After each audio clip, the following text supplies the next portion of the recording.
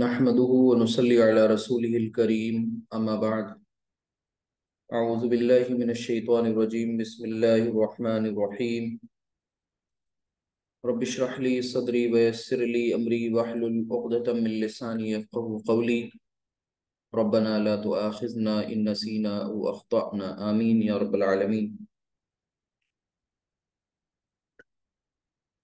आज की क्लास में इंशाअल्लाह हम लोग अपने पिछले सबक को आगे बढ़ाते हुए मंसूबात की मज़ीद किस्में पढ़ेंगे इंशाअल्लाह।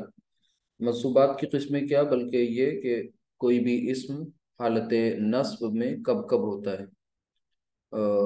ये जो सबक चल रहा था इससे पहले आप ये पढ़ चुके, बल्कि मरफूआत और मजरूरात, ये बात अच्छी तरह आपको वाज़ेह हो चुकी है कि कोई भी इस्म सिर्फ और सिर्फ दो हालतों में मजरूर हो, मतलब दो ऐसी कंडीशंस बनती हैं, सिचुएशंस होती हैं जबकि कोई इस्म हालत जर में होता है यानी मजरूर होता है। वो दोनों कौन सी सिचुएशंस होती हैं? एक तो ये जब कोई इस्म मजरूर होता है जार मजरूर वाली कंस्ट्रक्शन में, या फिर वो मुजाफ इलैही होता है मुरक्कब इजाफी में, मुजाफ मुजाफ इलैही में।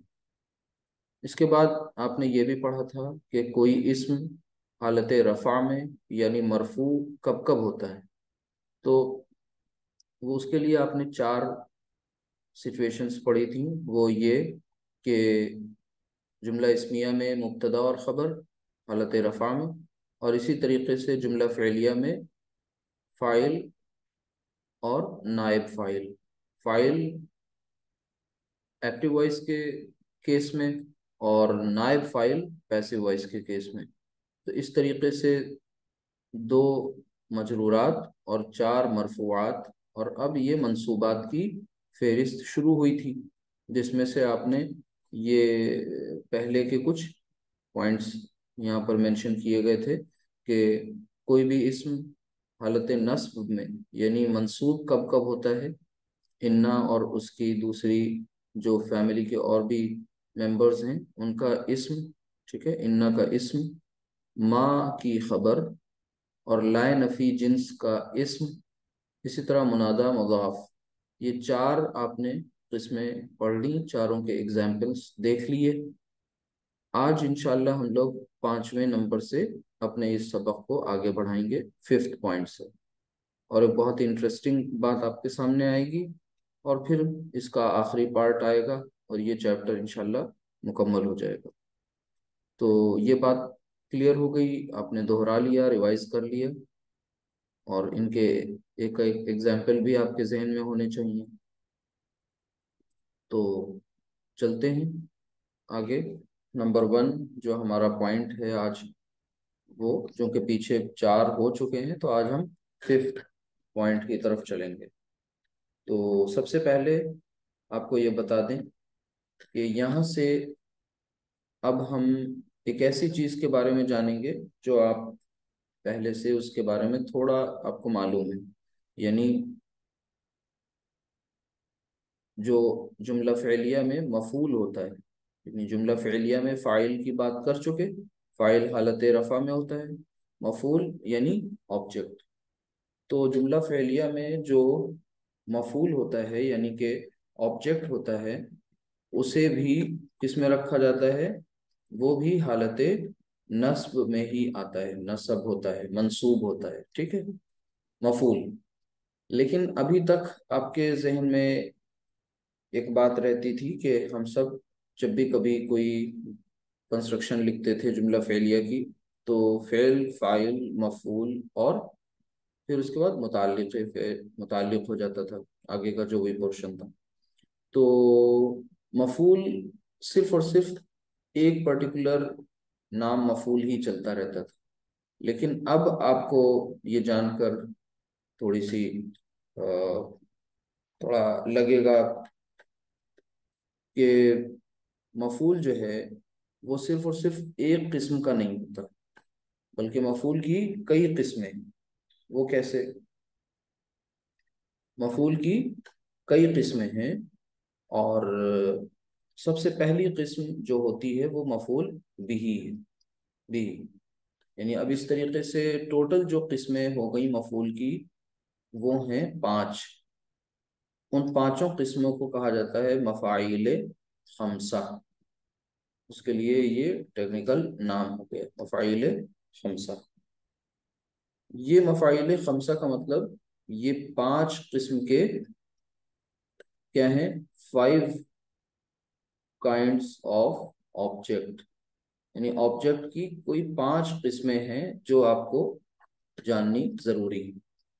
مفعول صرف ایک جیسا نہیں ہوتا، جیسے آپ نے جملہ پڑھا کہ بھئی ضربہ زید حامدن، زید نے حامد کو مارا، تو یہ وہ بات تھی جو آپ کو بتا دی گئی تھی شروعاتی مرحلے میں، پہلے فیز میں، لیکن اب اس سے آگے بڑھنا ہے۔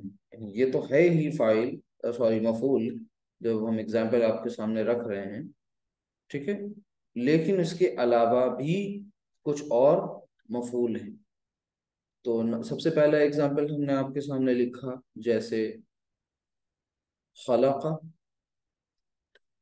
خلق اس نے پیدا کیا، خلق کس نے پیدا کیا، خلق اللہ، اللہ نے پیدا کیا، کس کو پیدا کیا، الانسان۔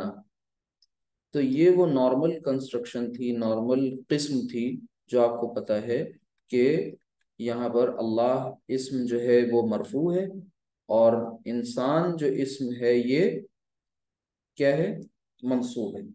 تو الانسان یہ اصل میں یہاں پر مفعول ہے، یہ مفعول ہے، لیکن مفعول ہے تو پہلے ہم کیا کہتے تھے، اس کو صرف اور صرف مفعول کہتے تھے، لیکن اب آج اس کا پورا نام آپ کو پتہ چل رہا ہے، اس کو کیا کہتے تھے، فاعل۔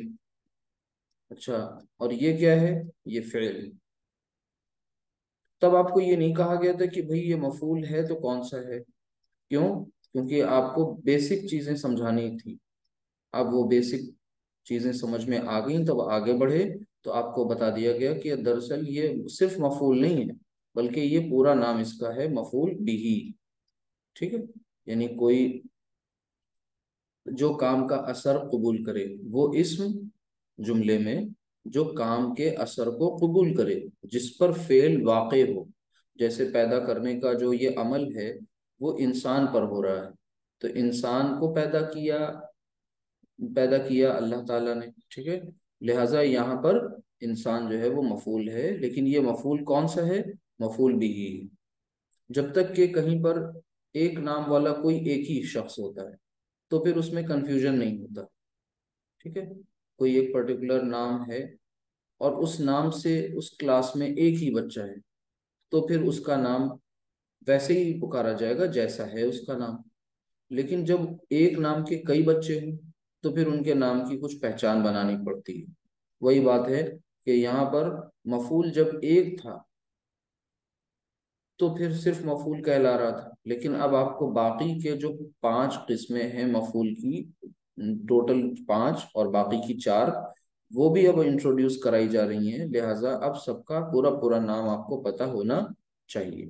یہی آج کی کلاس کا ہمارا سبق ہے کہ ہم سب مفعول کی قسموں کو پڑھیں گے، اور مفعول چونکہ منصوب ہے تو تمام کے تمام جو مفعول کی قسمیں ہیں وہ سب کی سب منصوب ہوتی ہیں جملے میں، ٹھیک ہے۔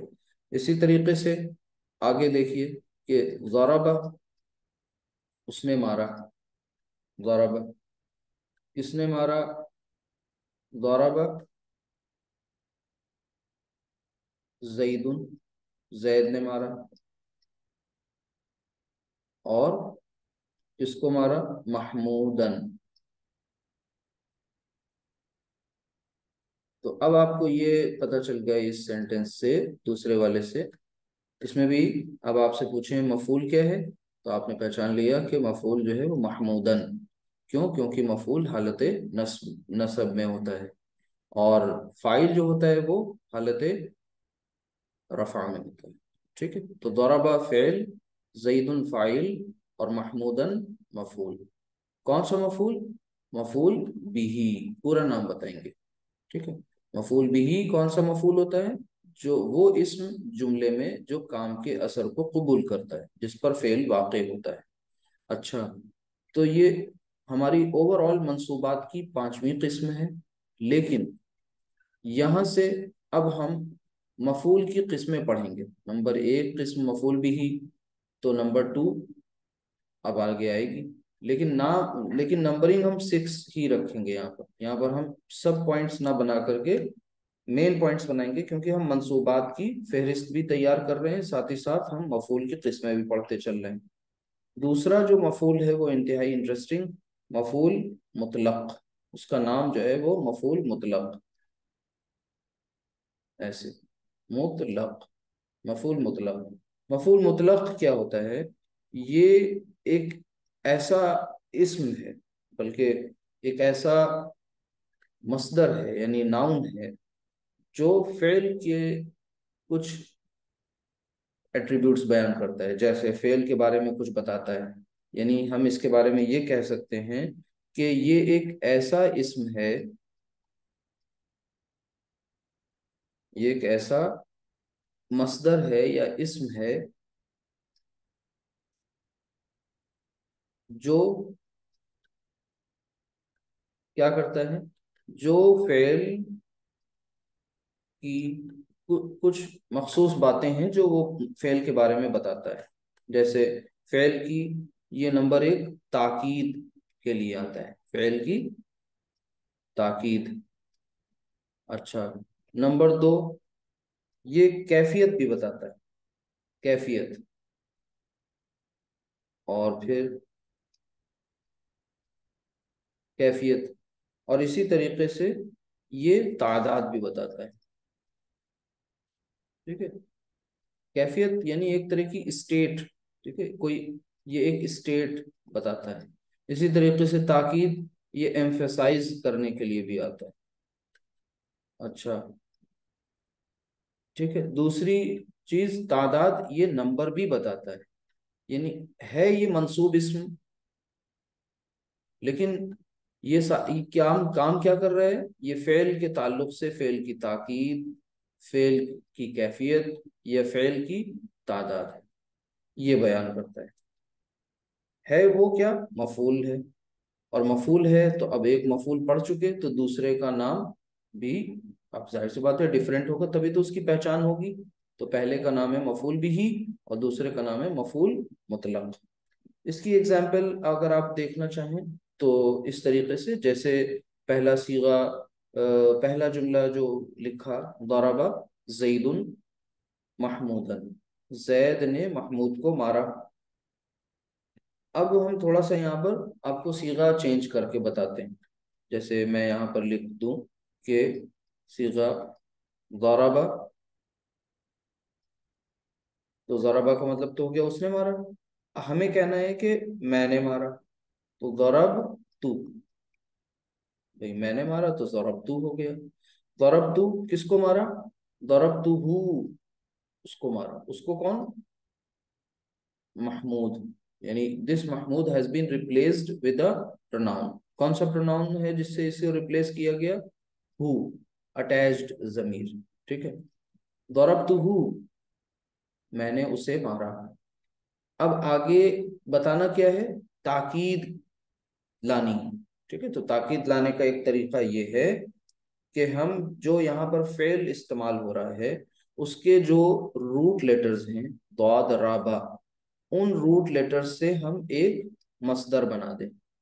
تو مصدر جب بنائیں گے تو یہ کیا بن جائے گا؟ ضربن، یہاں پر ہم نے ایک منصوب اسم لکھ دیا، ٹھیک ہے۔ تو یہ منصوب اسم ہو گیا ضربن، اور یہ ضربن آیا کہاں سے؟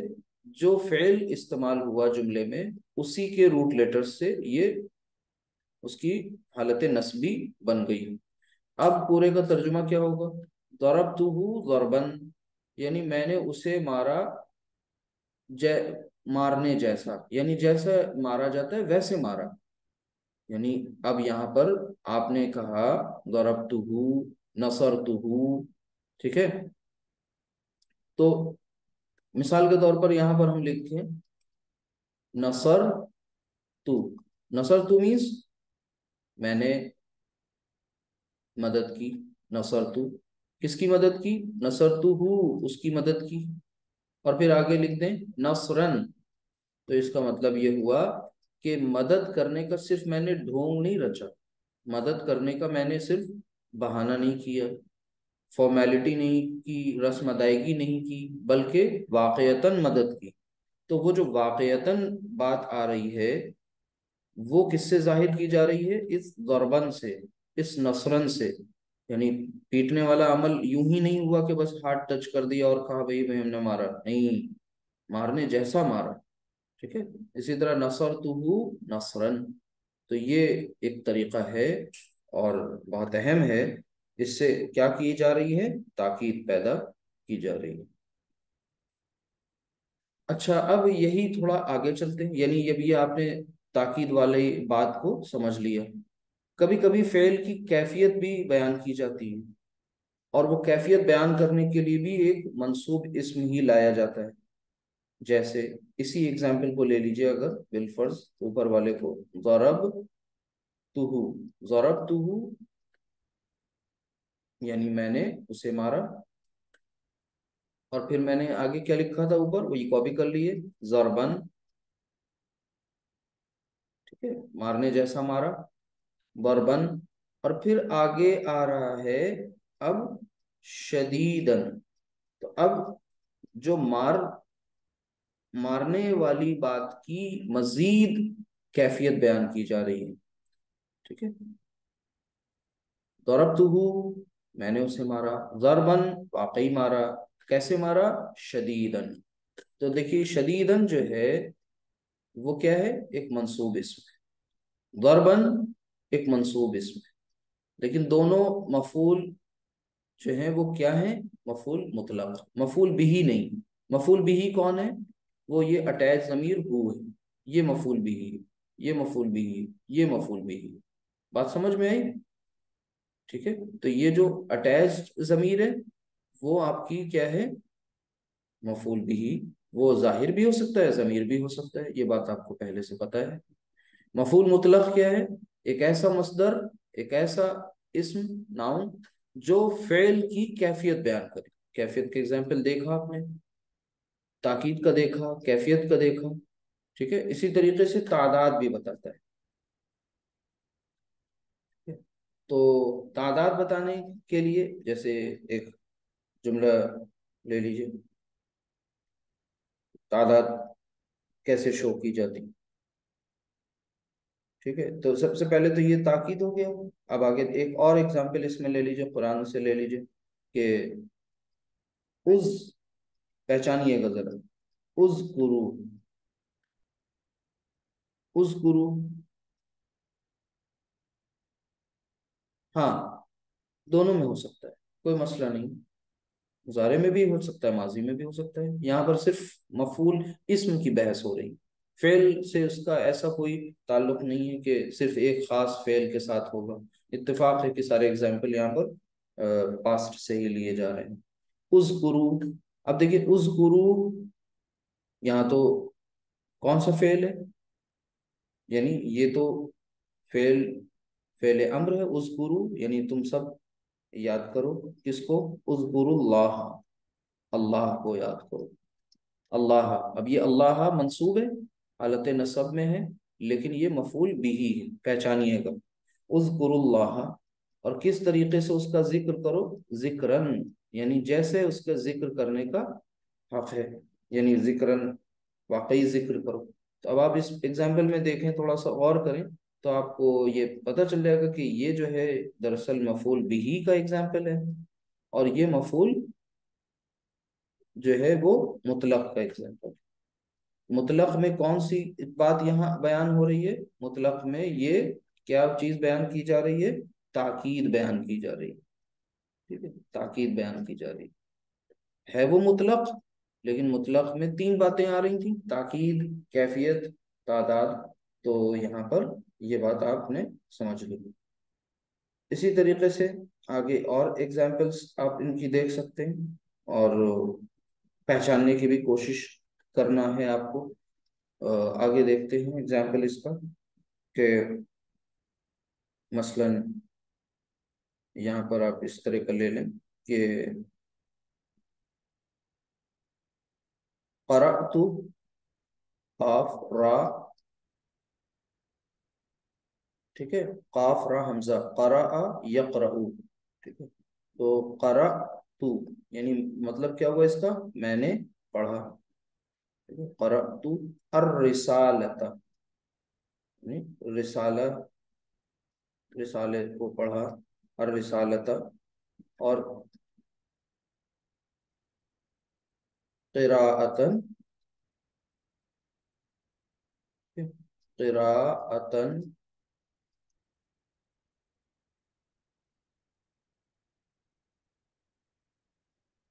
اور واحدتن،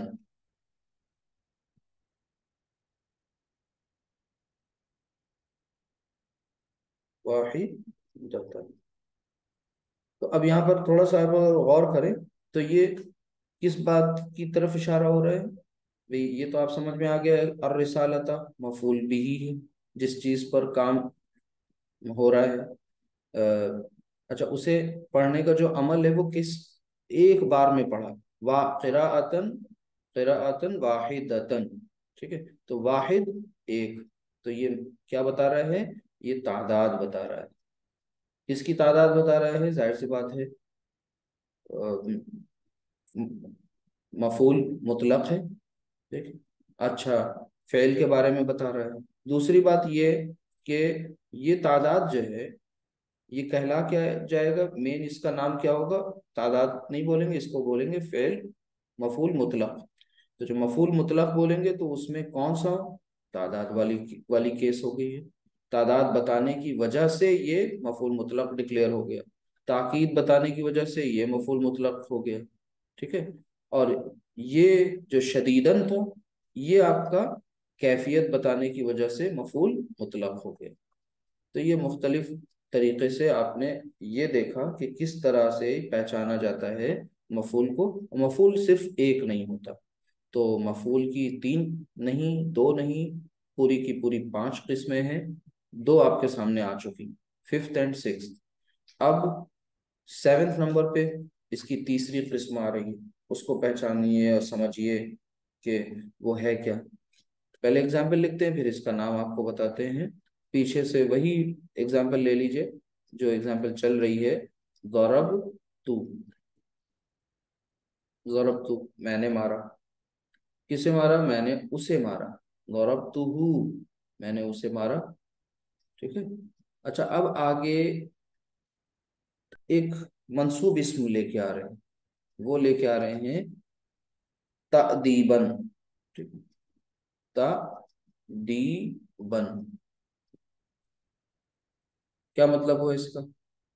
اب یہ تو پہلے پہچان لیجئے، میننگ تو میں بتا دوں گا انشاءاللہ، لیکن پہلے آپ کو کیا پہچاننا ہے، آپ کو یہ پہچاننا ہے کہ یہاں پر ضربتو یہ پورا کا پورا ایک فعل ہے، نصرتو، خلقتو، ٹھیک ہے، اچھا ہو جو ہے یہ مفعول بھی ہے، تأدیباً یہ بھی ایک منصوب اسم ہے، دو زبر سے پتہ چل گیا کہ یہ اسم ہے، تنوین کس پر آتی ہے، اسم پر آتی ہے، فعل پہ تھوڑی، تو یہ اسم ہے، لیکن اسم میں یہ ہے کیا، اس فعل سے اس کے ساتھ اس کا کیا ریلیشن، تو اس کے ساتھ ریلیشن یہ ہے کہ یہ مفعول ہے، لیکن مفعول کون سا، کام تو اس پر واقع نہیں ہو رہا، کیا ہے پھر، میں نے اسے مارا تأدیباً، ادب سکھانے کے لیے، مینرز بتانے کے لیے، یعنی پتہ یہ چلا کہ یہ ایک ایسا مفعول ہے جو کیا بتاتا ہے، یہ وجہ یا سبب یا ریزن بتاتا ہے، ٹھیک ہے، تو اس کا نام جو ہے ٹیکنیکل وہ ہے مفعول لہو، مفعول لہو۔ اب یہ ان کے نام بھی یاد ہو جائیں اور ان کا کام بھی یاد ہو جائے۔ کام ان کا کیا ہے بتایا میں نے آپ کو کہ یہ وجہ، سبب یا یہ ریزن بتانے کے لیے، ٹھیک ہے، ریزن، اس کا ریزن بتانے کے لیے، مطلب کیا ریزن، ادب سکھانے کے لیے، مطلب سکھانے کے لیے، تو یہ جو ریزن آپ نے بتایا یہی ریزن جو ہے کیا ہے، ریزن کی وجہ سے یہ کیا ہو گیا؟ مفعول لہو ہو گیا. ٹھیک ہے. قرآن کریم میں اس کی ایک اگزامپل اس طریقے سے آئی ہے. اللہ سبحانہ وتعالیٰ سورہ بنی اسرائیل میں فرماتا ہے کہ صیغہ پہچانیے گا پہلے آپ لوگ ذرا، امتحان بھی بیچ بیچ میں آپ کا ہونا چاہیے. میں لکھ رہا ہوں تق طلوع، تق طلوع، ٹھیک ہے، تق طلوع نا، تقتلون یعنی تم سب قتل کرتے ہو، قاف تا لام فعل مضارع، ٹھیک ہے، تقتلون. اچھا، اب اسے ہمیں منع کرنا، ٹھیک ہے، یہی بات فعل امر نہیں بلکہ فعل نہیں بنانا ہے. تو لام الف لے ہے اور لا تقتلو، ٹھیک ہے، یہ آپ نے پیچھے پڑھا ہے، آپ ریوائز کریں گے اپنے لیکچرز تو مل جائے گا. تو لا تقتلو یعنی تم سب قتل مت کرو، ولا تقتلو اور تم سب قتل مت کرو، کس کو؟ اولادکم، ٹھیک ہے، اولادا، اولادا، اولاد کو. اب اولاد کیا ہے یہاں پر؟ یہ مفعول بھی ہے، اولادا، ٹھیک ہے، حالت نصب میں ہے. اور آگے پھر آپ مزید بتا دیا اولادکم. اب یہ ایک پوری ایک مرکب بن گئی، اولادکم یعنی اپنی اولاد کو. کس، کیوں نہ قتل کرو، کیوں؟ آگے بتایا گیا ریزن، خشیت الاملاک. آگے ریزن آ گیا خشیت املاق، جی، خشیت املاق پورا آئے گا وہاں پر، املاقن، خشیت املاقن. مطلب کیا ہے؟ یہ ایک کنسٹرکشن آ گئی وہاں پوری کی پوری. اب اس خشیتا یہ منصوب اسم ہے، ٹھیک ہے. تو اللہ تعالیٰ فرماتا ہے کہ اور تم سب اپنی اولاد کو مت قتل کرو تنگ دستی کے ڈر سے، مفلسی کے ڈر سے، غربت کے ڈر سے، ٹھیک ہے. غربت یعنی پاورٹی، غریبی، انتہائی مفلسی. اس کے ڈر سے تم ایسا نہ ہو کہ قاتل بن جاؤ اور یہ سوچو کہ ہم کیا کھلائیں گے کیا پلائیں گے. تو بچوں کی زندگی ہی، بچوں کو پیدا ہوتے ہی وہاں کیا تھا، دور جہالت میں بیٹیاں زندہ درگور کر دی جاتی تھی، دفن کر دی جاتی تھی.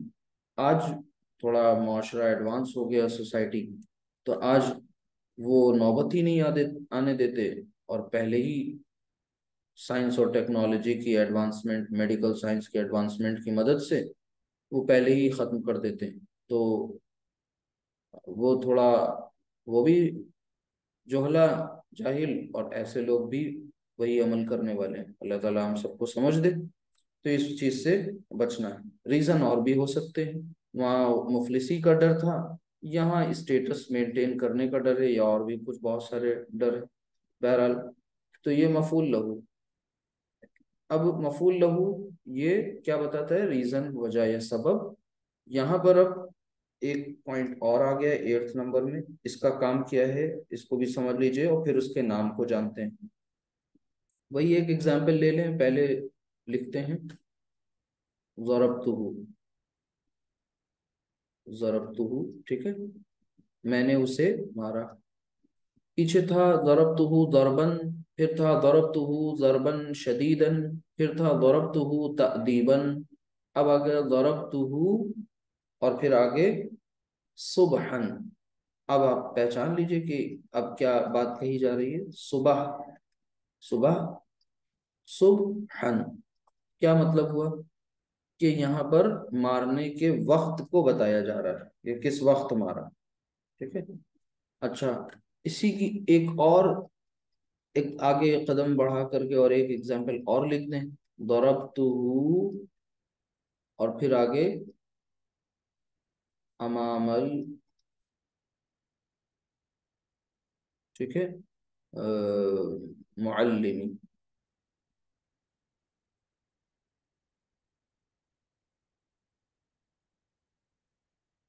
ٹھیک، کیا مطلب ہوا اس کا؟ کہ ضربتہ میں نے اسے مارا، امامہ، امامہ مطلب سامنے، in front of. Front of معلمی، معلم کے سامنے، ٹیچر کے سامنے، میں نے اسے ٹیچر کے سامنے مارا. تو اب آپ امامہ یہ بھی منصوب اسم ہے، صبحن یہ بھی منصوب اسم ہے۔ تو یہ فعل کے ساتھ یہ جو ہو اٹیچ ہے یہ تو ڈیکوڈ ہو گیا، پتہ چل گیا، لیکن آگے یہ جو منصوب اسم آ رہے ہیں وہ کیا ہے، اس کا فعل کے ساتھ رشتہ کیا ہے، تعلق کیا ہے؟ تو یہ دیکھیے وقت بتا رہا ہے اور یہ پلیس بتا رہا ہے، ٹھیک ہے، جگہ بتا رہا ہے۔ تو ایسے مفعول کو مفعول فیہ کہتے ہیں، مفعول فیہ، یہ ان کے نام ہیں اپنے الگ الگ، مفعول فیہ۔ یہ کیا بن کر آتے ہیں؟ یہ ظرف بن کر کے آتے ہیں، جیسے یہ امامہ، سبحان تو سمجھ گئے آپ یہ، ٹھیک ہے، ظرف۔ اب یہ ظرف جو ہوتے ہیں یہ منصوب اسم ہوتے ہیں، ٹھیک ہے؟ ظرف، اور آپ کو پتہ ہے ظرف دو طرح سے ہوتا ہے، ظرف زمان اور ظرف مکان، یعنی ان کی دو قسمیں آپ کو ملیں گی دیکھنے کو، ایک ہے ظرف زمان اور دوسری ہے مکان۔ تو یہ کیا ہوتے ہیں؟ یہ وہی ٹائم اینڈ پلیس،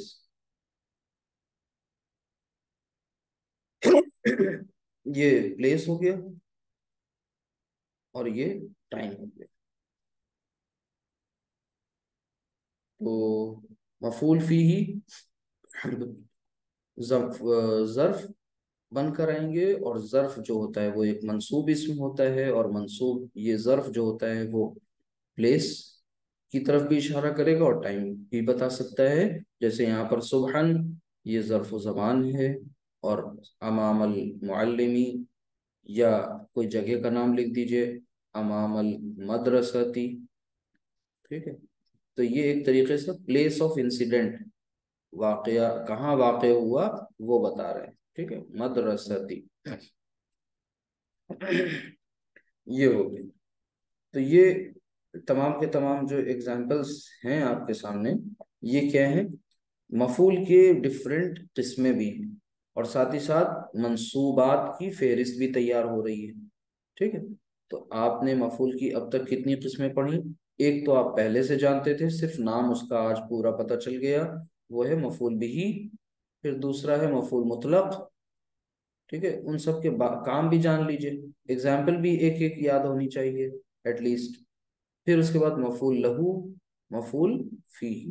تو لہو کون ہوتا ہے؟ وجہ اور سبب بتاتا ہے، ریزن بتا رہا ہوتا ہے، ٹھیک ہے۔ مفعول فی یہ واقعہ یہ آپ کو پلیس اور ٹائم بتائے گا۔ حضرت نوح علیہ السلام کا جو وہ واقعہ ہے، جب وہ اللہ سبحانہ تعالیٰ سے شکوہ کرتے ہیں، بتاتے ہیں، اپنی روداد سناتے ہیں کہ میں نے اپنی قوم کو صبح مطلب خوب بلایا، ٹھیک ہے، وہ کہتے نہیں کہ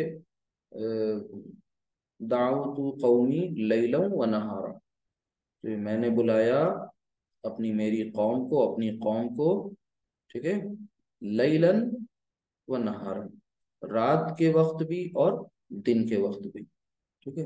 تو ایک طریقے سے وہ وہاں پر یہی ہے، لیلن ایک منصوب اسم ہے، نہارن منصوب اسم ہے، ٹھیک ہے، تو وہ کیا ہے؟ وہ وقت بتا رہا ہے وہاں پر، ٹھیک ہے۔ اسی طریقے سے اور بھی آپ کو انشاءاللہ ایگزامپلس مل جائیں گے، جیسے یہیں پر دیکھ لیجئے کہ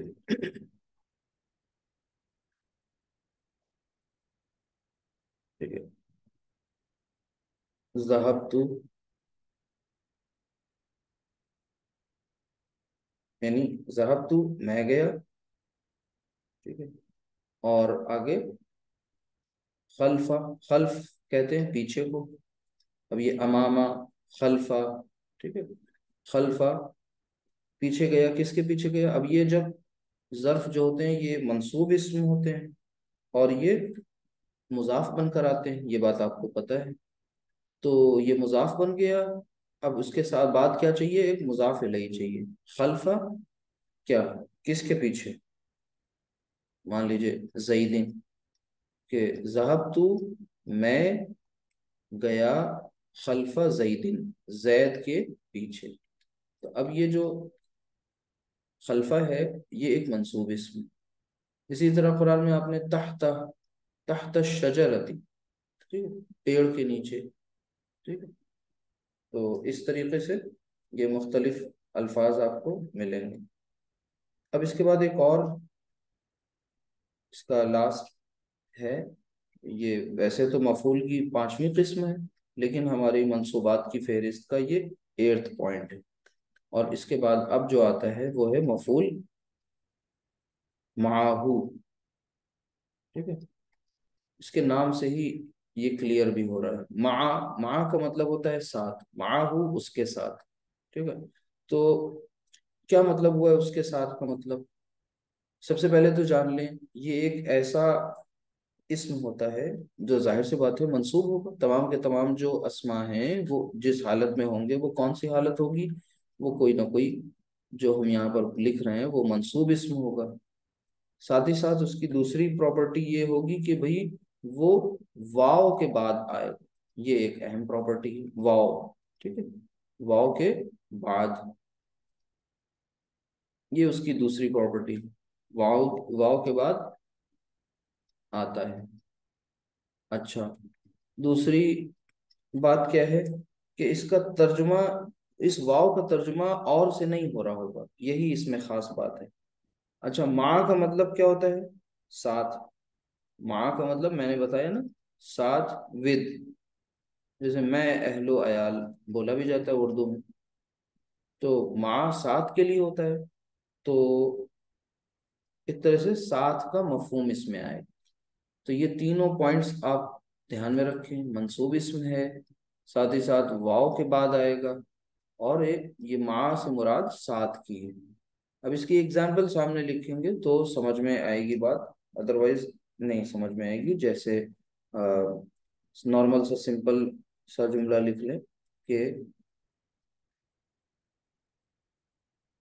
یذہب، اچھا، یذہب وہ جاتا ہے یا وہ جائے گا، کون جاتا ہے کون جائے گا؟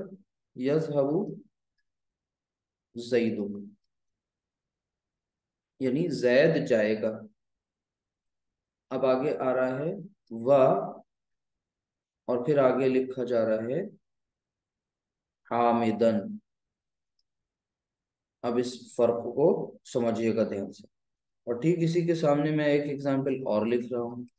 اب لکھ رہا ہوں یذہب، سیم ورب، وہ جاتا ہے یا وہ جائے گا۔ پھر لکھا میں نے زیدن، اور پھر و حامدن۔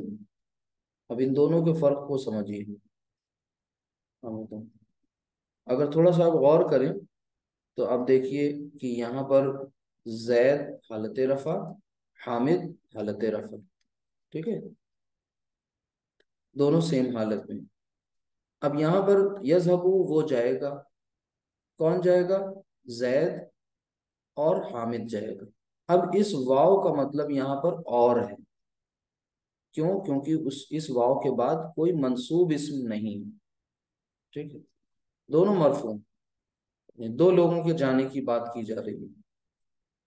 لیکن اس پہلے والے اگزامپل میں زید جو ہے وہ حالت رفع میں ہے، اس کے برعکس حامد جو ہے وہ حالت نصب میں ہے، یعنی ڈیفرنٹ ہے۔ اب یہاں پر یہ واو جو ہے یہ اور کا مفہوم نہیں دے رہا ہے، یہ واو ساتھ کا مفہوم دے رہا ہے، ٹھیک ہے؟ یہ انٹرسٹنگ فیکٹ تھا، آپ کو پتہ چل گیا کہ ایسی سچویشن جب بنے گی تو پھر ترجمے کا کیسے لحاظ کریں گے، کیا کریں گے۔ یذہب وہ جائے گا، کون جائے گا؟ زیدن، و حامدن یعنی حامد کے ساتھ جائے گا، ٹھیک ہے؟ تو یہ ساتھ کا مفہوم دے گا، اور یہاں پر اور کا مفہوم دے گا۔ فرق آپ نے دیکھ لیا، دو مرفوع اس میں ایک ساتھ آ جائیں تب بیچ میں واو ہو تو وہ اور ایک مرفوع اسم دوسرا منصوب اسم اور بیچ میں واو آ گیا تب پھر یہ ساتھ کا مفہوم دے گا، ٹھیک ہے؟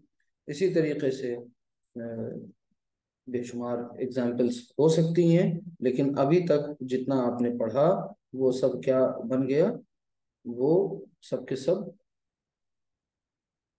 آپ کے مفعول کی تمام قسمیں تیار ہو۔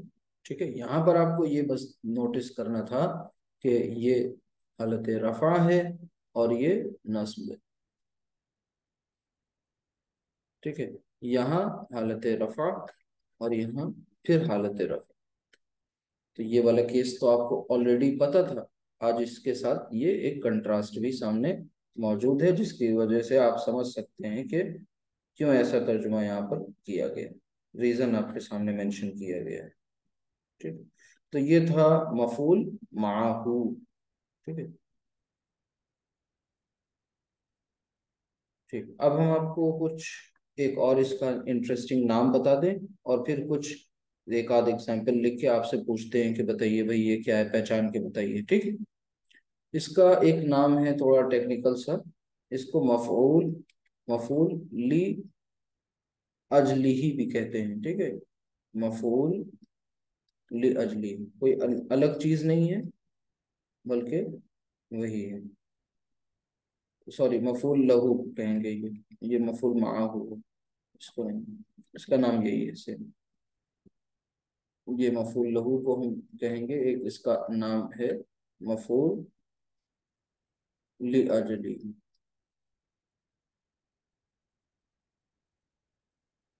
ٹھیک ہے، تو ایگزامپل لکھتے ہیں دو ایک، اور آپ لوگ سے ریکویسٹ ہے کہ پہچاننے کی کوشش کریے. 5 آپ نے مفعول کی قسمیں پڑھ لی، پانچوں کی سامنے دیکھیے گا دھیان سے.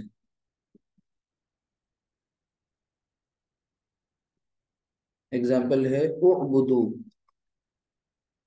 اعبدو، ٹھیک ہے، اعبدو یعنی عبادت کرو تم سب. کس کی عبادت کرو؟ اعبدوا اللہ، اللہ کی عبادت کرو. اب یہاں ماضی مضارع یا فعل امر سے مطلب نہیں، یہاں پر فعل مین چیز کہی جا رہی ہے، نارمل بات. اعبدوا اللہ، اور آگے ہے شکرن. بتائیے، پہچانے آپ میں سے کوئی کہ یہ کون سا اس میں مفعول استعمال ہوئے ہیں. دونوں کو الگ الگ پہچان کریں. اعبدوا اللہ شکرن. دیکھیں یہاں پر اول تو اعبدو فعل با فاعل یعنی فعل، اب اس کے بعد اللہ، اللہ حالت نصب میں ہے، شکرن بھی حالت نصب میں ہے. تو کیسے فیصلہ کریں کہ کون سا یہ اسم ہے؟ ریزن ہے یہ. جی، یعنی اللہ تو مفعول بھی، ٹھیک ہے، مفعول بھی ہی نارمل مفعول جو ہوتا ہے. شکرن یہ وجہ اور سبب ہے. تو وجہ اور سبب بتانے کے لیے کون سا آتا ہے، جو اس کا نام کیا ہوتا ہے؟ لہو. یہ مفعول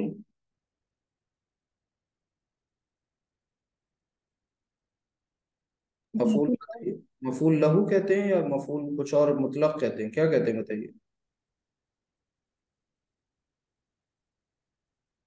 صحیح کہا آپ نے، مفعول لہو کہتے ہیں. ٹھیک ہے، یہ ہو. اسی طریقے سے آگے دیکھیں اور بتائیے.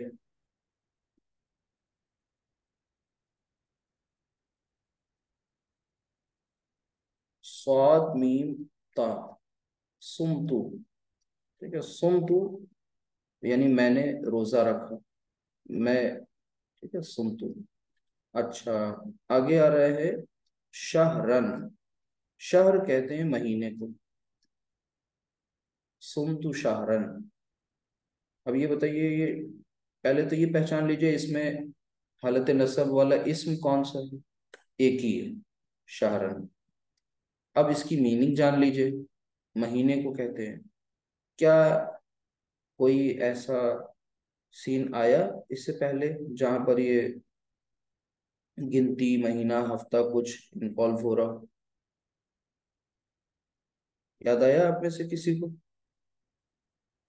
سر کیفیت مطلب بتا رہا ہے یہ. جی یہ ظرف ہے، مطلب ظرف ہے، ظرف.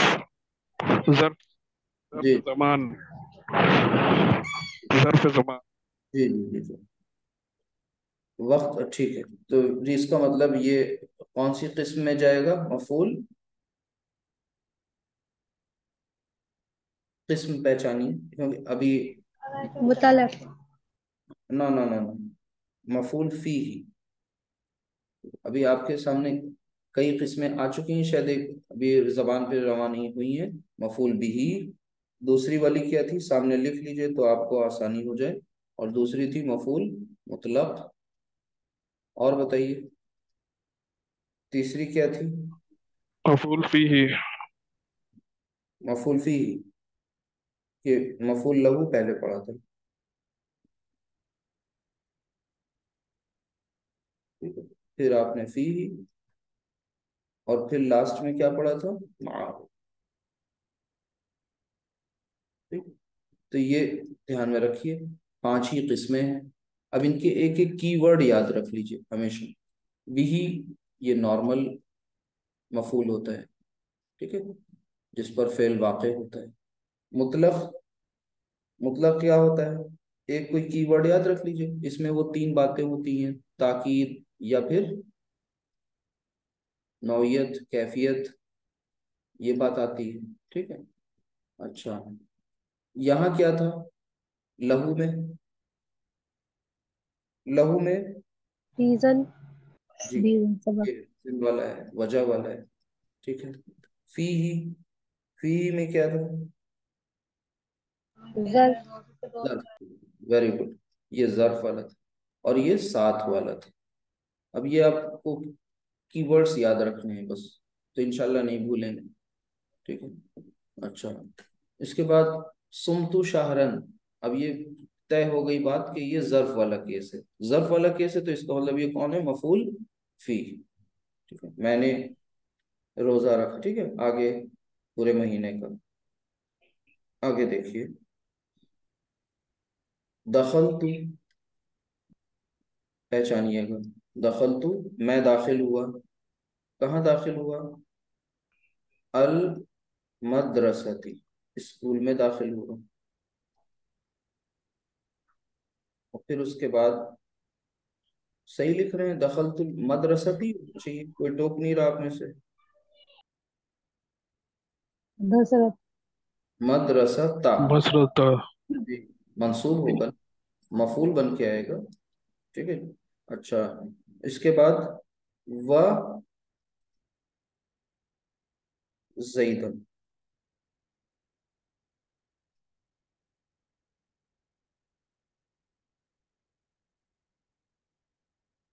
ٹھیک، دخلت المدرسہ، یعنی میں مدرسے میں داخل ہوا، وہ زیدن، زید کے ساتھ۔ اب یہاں پر ایک، معه. ہاں، یہ ایک انٹرسٹنگ بات یہ ہے کہ واو کے بعد منصوب اسم آ جائے اکیلے، یہی پہچان ہے، ٹھیک ہے؟ حالت رفع میں پیچھے نہیں آپ کو مل رہا ہے، یہ بھی منصوب ہے، کیوں؟ کیونکہ یہ جگہ کا نام ہے جہاں آپ داخل ہو رہے ہیں، یہ خود اپنے آپ میں ایک مفعول ہے۔ لیکن واو کے بعد جو آ گیا، اب اس میں کون دوسرا کون ہے؟ دوسرا واو کو معاہو کیسے طے ہوگا؟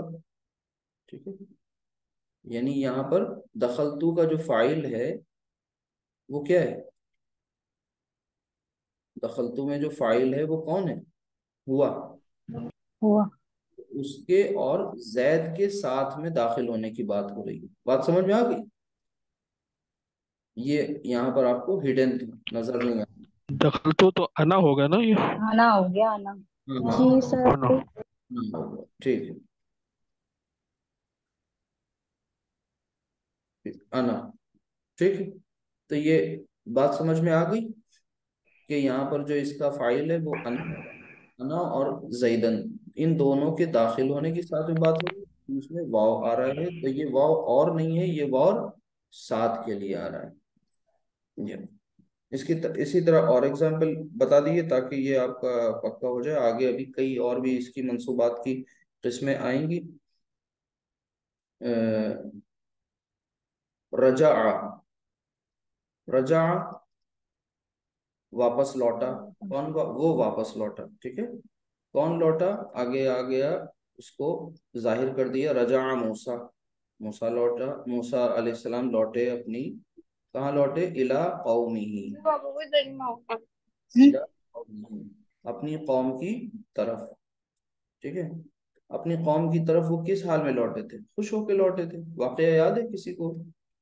سورہ بقرہ میں پڑھا ہوگا آپ نے،